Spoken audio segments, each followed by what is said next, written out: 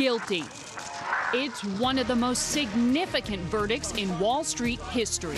Hedge fund tycoon Raj Rajaratnam convicted on all 14 counts against him in the largest insider trading case in a generation. Like Ivan Boesky and Mike Milken in the 1980s, Rajaratnam's blockbuster case has the makings of a Hollywood movie.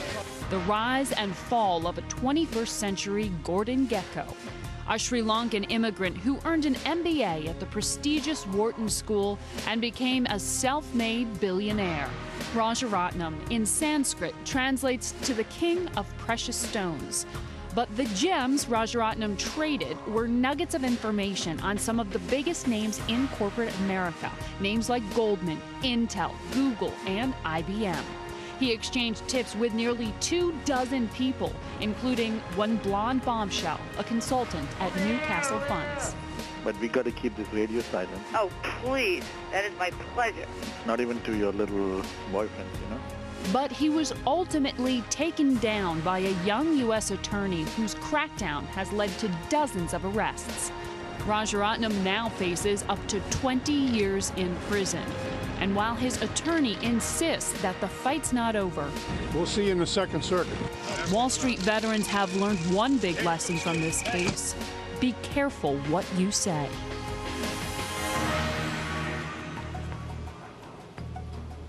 Welcome to this Bloomberg Television special report. I'm Margaret Brennan, reporting tonight from Bloomberg World Headquarters here in New York City.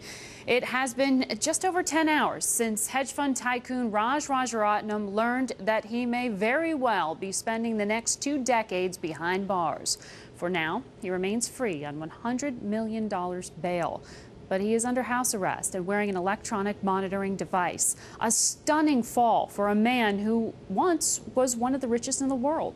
Tonight, we'll look at Raj Rajaratnam, the man, the case against him, and how this conviction could forever change the way that hedge fund managers do their jobs.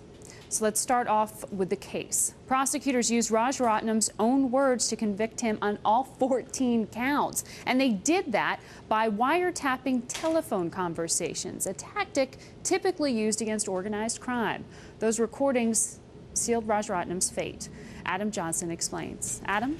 Well, Margaret, it was very methodical the way the government went about this, and it's really pretty simple. Here you go. 3 steps. Number 1, testimony. Number 2, evidence. And number 3, cooperation. Add it all up, led to a guilty plea. Let me give you an example of what a smoking gun sounds like in plain English.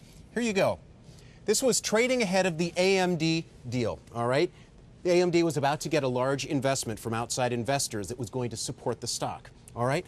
Anil Kumar, an old classmate of Raj Rajaratnam, says to Raj Rajaratnam, quote, "They've shaken hands, you can go ahead and buy." And guess what Rajaratnam did? He went ahead and bought. That's right. The SEC took the timing of this statement, all right? They then matched that up against trades, and there you have it. That's trading on inside information. That's an example of a smoking gun. Well, as a matter of fact, the government collected thousands of recordings made over several years. We've put together just a little sampling. Have a listen and see what you think. We know because one of our guys is on the board. Yesterday they agreed on, or at least they've shaken hands and said they're going ahead with the deal. So I think you can now just buy. I think this stock could go to $10, you know. But we got to keep this radio silent. Oh, please. That is my pleasure. Not even to your little boyfriends, you know. No, believe me, I don't have any friends. How's the market treating you today? I'm like a baby treats a diaper. And Margaret, one of the most dramatic moments of the entire trial, look at this. When they brought in Lloyd Blankfein, CEO of Goldman Sachs, to effectively testify, it was Goldman versus Goldman, testifying against an ex-Goldman director, Rajat Gupta, who was effectively leaking what was happening inside Goldman to Raj Rajaratnam so that he could trade on it. The point is, the government was very methodical. They pulled in their big guns. They did whatever they had to do. And there he is today, found guilty on 14 counts because the government, though it took 5 years, built its case very crisply and very cleanly. They're going to try to appeal, but as a lot of experts have said, that's going to be a very difficult appeal, Margaret. Adam, it sounds like a movie script. Thank you for running through that.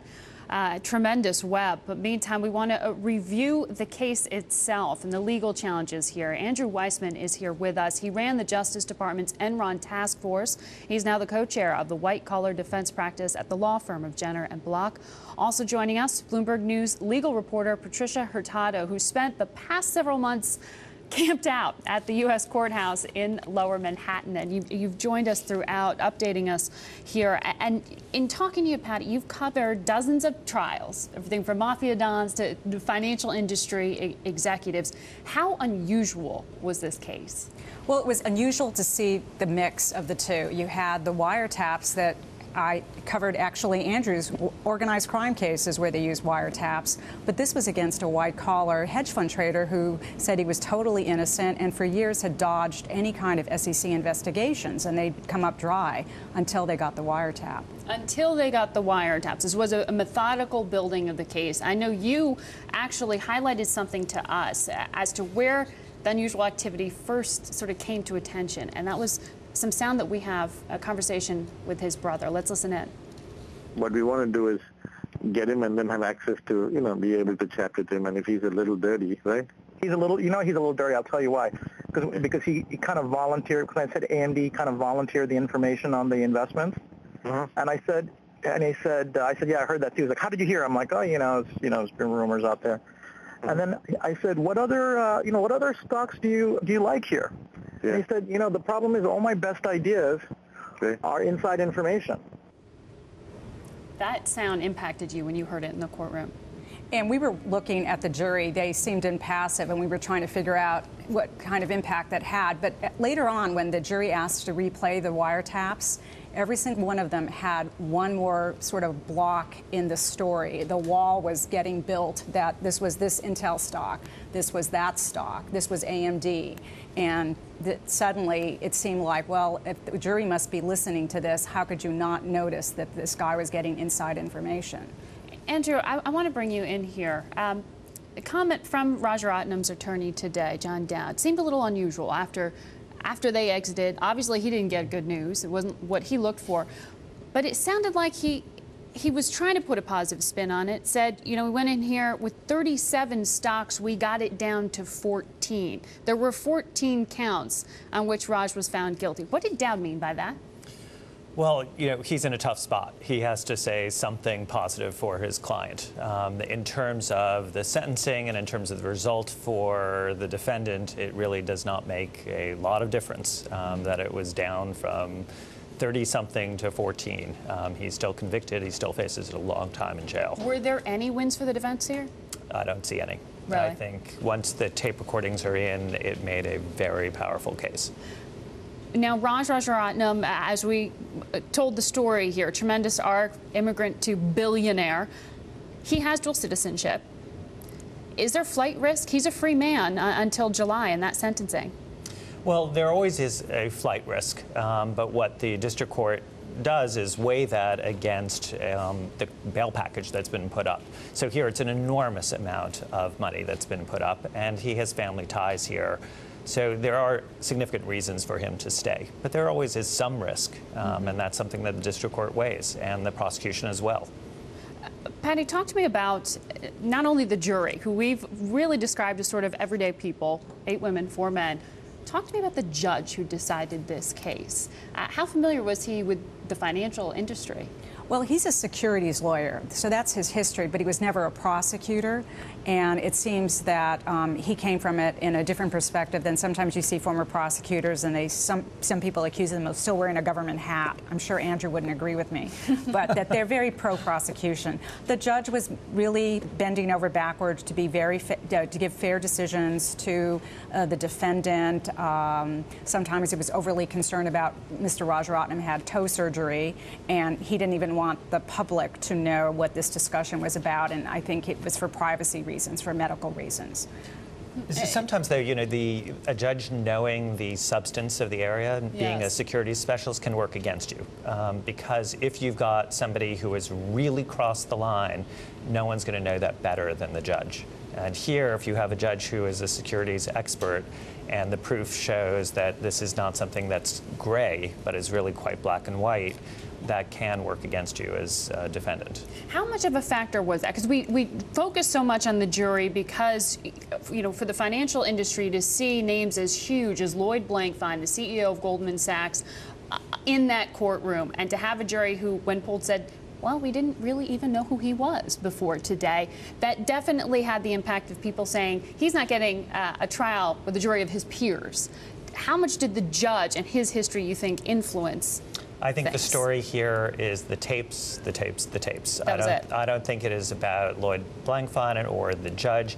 The unusual aspect of this case is that they went up on a wire, a Title III. That's very, very difficult to do in a white-collar case, because what you're looking for a Title III is to put up a wire on somebody, is you have to have ongoing criminal activity.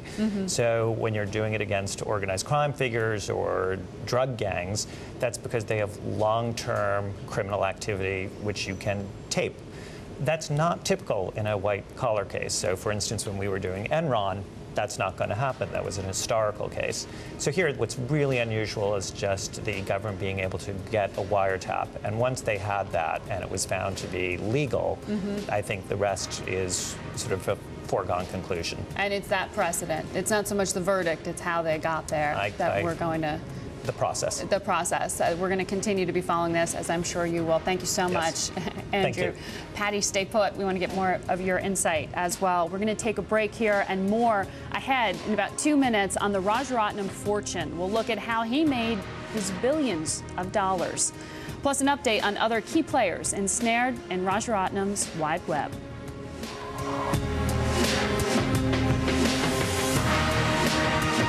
Well, we all know how the Raj trial ends, but it began in a far simpler place. From loan officer to billionaire hedge fund manager, Sheila Dharmarajan took a look back at Raj Rajaratnam's tremendous ascent and fall. Sheila?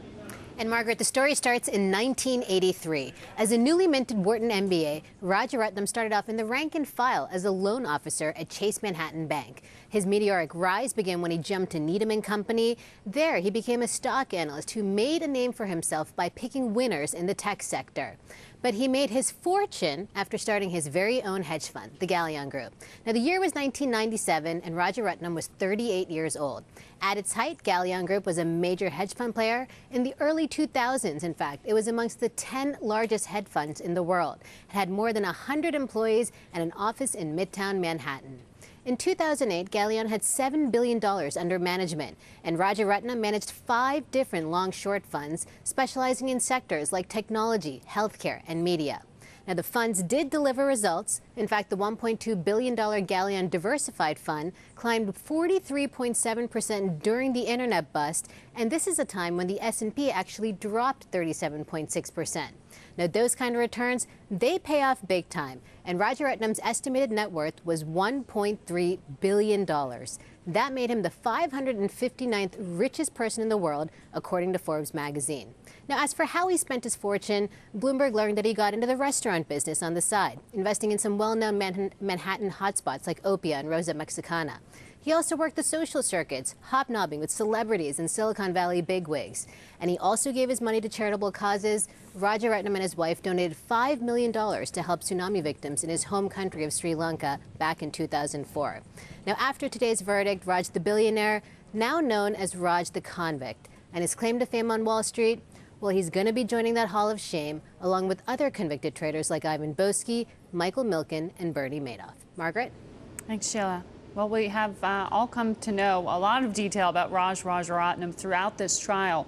But what about the other characters tied into this drama? What happens to them? Bloomberg News' legal reporter, Patty Hurtado, as we said, spent the last few months inside this courtroom, and she joins us now. And Patty, it sounds like you've got many more months possibly ahead of you as this web of characters faces other legal challenges themselves. Let's start off with Danielle Chiesi. All these tapes that we've been playing, she seems to be one of the more colorful voices on them. Yes, you can hear her on the tapes. She'll call Raj and say, "Hey, baby," and he said, "I just called to say I thank you." And he calls himself Mr. October at one point because he's predicting that he's going to capitalize on this upcoming deal. And they're basically congratulating each other that I gave you the tip and please keep it silent. Don't share it. Radio silence, he tells her. And don't share it with your little boyfriends. And she seemed to have a lot of boyfriends. Apparently, there have been other defendants who have admitted having personal relationships with her. And so she served as a conduit from those individuals whom she was intimately involved with back to Raj, is what's alleged here. Yeah. Go ahead. Sorry, she did plead guilty back in January to 3 counts of conspiracy to commit securities fraud. Right. She didn't plead guilty to giving tips to Raj, but you can hear her on the wiretap calls actually referring to the tips. Thanks for the call, or I just want you to know, and thank you for the information, and you got it, I didn't. And so you can hear the two of them have a good relationship. Yeah, she had been a portfolio manager at Newcastle Partners. Also, tell me about Rajiv Goel. Rajiv Goel is a former Wharton classmate of Raj's, and he ended up going to work at Intel. And he testified that he passed information. He became a cooperating witness, pled guilty, and testified against Raj that even though Raj had paid him a lot of money and traded for him in a personal account, he was passing tips about Intel to Raj. He had given them all keys to BMWs, is that right? I mean, there were thank yous along the way for the information. That's what he heard, and Kumar heard that too, that people at certain companies had gotten BMWs from Raj as gifts. We were never able to determine who those lovely people were, lucky people were. Wow. Well, so many are going to face legal challenges here as a result of all of their involvement, so many players. And I know you head to court on Monday again? Yeah, right? There's another trial coming up, and it's an ex-Galleon trader named Zvi Goffer and his brother Emmanuel Goffer. Both of them used to work at Galleon, and they're going on trial on Monday. This is ongoing. Patty, we've got to take a quick break here. We're going to be back in 2 minutes of time and talk about what the Raj Rajaratnam case means for other hedge fund managers. Our Bloomberg special report is back in 2 minutes.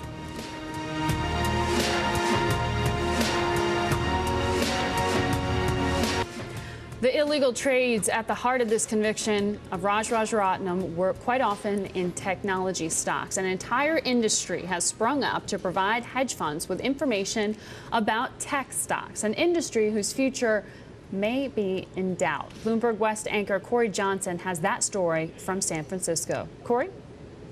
Yeah, Margaret, the illegal insider trading that led to Raj Rajaratnam's conviction was based on one thing, information. And nowhere is that information more important than in the world of technology companies of Silicon Valley. Now, the list of companies that Raj traded in, illegally traded in, include Akamai, AMD, ATI Technologies, Google, Intel, Intersil. Technology, clearly a common theme here. Why? Well, because information drives these stocks. Technology is confusing. In every tech device, there are myriads of suppliers of chips and drives and antennas and software, and a complex supply chain supplying all of that stuff into all of those devices. Now, to understand that world, companies have started to rely on, hedge funds and others have started to rely on these so-called expert networks. These networks provide experts, often company insiders, who can explain that often complex world of technology stocks. Now, expert networks were, until this recent spate of insider trading arrests and today's conviction, an exploding business. Their use widespread. They were used by 15 of the top 20 banks, 9 of the top 10 private equity firms, and 5 of the top 10 American law firms. But the conviction today and a separate insider trading charges is focused on a Silicon Valley expert network called Primary Global Research, has put a big dent in that expert network business. Now, I've talked to several independent research providers who say they now have to declare that none of their information came from company insiders. Big expert trading networks like Gerson Lehrman are now struggling to win new business, and the entire sector has cooled off. In the wake of today's conviction, even hungry hedge funds are finding that the hint of research provided from company insiders may be too hot to touch. Margaret? Thank you, Cory. Leaving a lot of questions, of course, about what's next for the hedge fund industry. Joining us is Don Steinbrugge. He's managing partner of Agecroft Partners, a firm that advises hedge funds and investors. He joins us on set here in New York.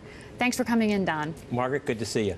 Good to talk to you. Cory just outlined for us one of the industries spawned by the growth, essentially, of the hedge fund industry, and that is this link of expert networks. With the democratization of information, it's made getting that key source that much more important, it seems. What changes for the industry now? Well, first of all, there's nothing wrong with using third-party research to get information on companies, products, and so forth. What's illegal is getting insider information. So what I think is going to happen is I think hedge funds are going to be a lot more diligent in monitoring their analysts to make sure that they are not trading on insider information. Yeah, but it's defining that insider, that you get into that gray area, it would seem, as well. The attorney who was with us earlier, Andrew Weissmann, who had been on the Enron task force, very well versed in the financial industry and securities fraud issues, said it's really the question of the tapes, the wiretaps that were used here to convict Raj Rajaratnam. First time this has been used in this type of trial. It's usually used against mafia dons. The hedge fund managers you're talking to, I mean, is there this sense of we're being watched now? I mean, is there a new sort of feeling of vulnerability? Well, I guess the first comment I would make is there's 10,000 hedge funds out there, and I think a vast majority of them are very honest. And when you think of a trade, you know, someone benefits and someone loses in every trade. So I think most hedge fund managers are very happy that this verdict has gone down because it'll level the playing field.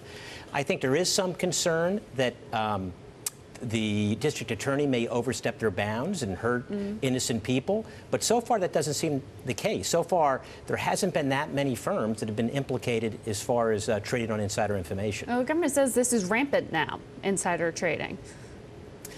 Well, you know, it's only a handful. Is there more pressure, I guess, on the hedge fund industry now because there have been so many hedge funds spawned that meeting those returns and what is a volatile marketplace with so many headline risks these days? Is there more pressure for Raj Rajaratnam to go to any extent to produce a return? Well, I think that this verdict is going to shoot across the bow of hedge funds. I think hedge funds are going to be very, very focused on not trading on insider information.